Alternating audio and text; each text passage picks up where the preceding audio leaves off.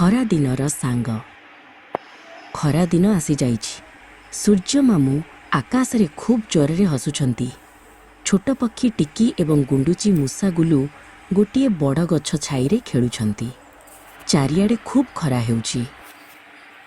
ଖେଳୁ ଖେଳୁ ଟିକି ଗୋଟିଏ ଝାଉଁଳି ପଡ଼ିଥିବା ଗୋଲାପ ଫୁଲକୁ ଦେଖିଲା।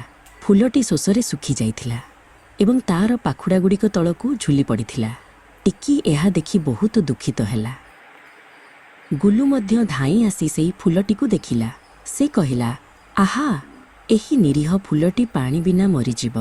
ଆମକୁ କିଛି ଗୋଟେ କରିବାକୁ ପଡ଼ିବ। ଗୁଲୁ ଫୁଲଟି ପାଖରେ ବସି ଚିନ୍ତା କରିବାକୁ ଲାଗିଲା। ଟିକି କହିଲା, ଚାଲ ଆମେ ଏହାକୁ ପାଣି ଦେବା। ଟିକି ପାଖରେ ପଡ଼ିଥିବା ଗୋଟିଏ ବଡ଼ ଶୁଖିଲା ପତ୍ର ଉଠାଇଲା। ସେଥିରେ ସେ ପାଣି ଆଣିବାକୁ ଚିନ୍ତା କଲା। ଗୁଲୁ ଏକ ଛୋଟ ନଡ଼ିଆ ଖୋଳପା ଖୋଜି ପାଇଲା। ସେ ବହୁତ ଖୁସି ହୋଇଗଲା ଏବଂ କହିଲା, ଟିକି, ଦେଖ, ଏଥିରେ ମୁଁ ଅଧିକ ପାଣି ଆଣିପାରିବି। ଦୁହେଁ ମିଶି ପାଖରେ ଥିବା ପୋଖରୀ ଆଡ଼କୁ ଦୌଡ଼ିଲେ।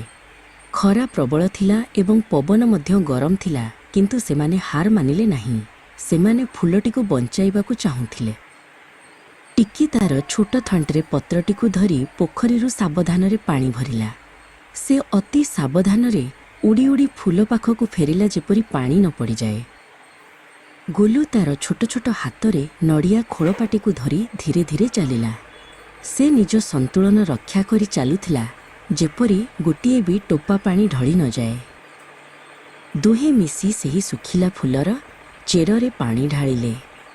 କିଛି ସମୟ ପରେ ଫୁଲଟି ଧୀରେ ଧୀରେ ମୁଣ୍ଡ ଟେକିଲା ଏବଂ ତାର ପାଖୁଡ଼ାଗୁଡ଼ିକ ଖୋଲିବାକୁ ଲାଗିଲା। ଫୁଲଟି ପୁଣି ଥରେ ହସିଲା। ଟିକି ଏବଂ ଗୁଲୁ ବହୁତ ଖୁସି ହେଲେ।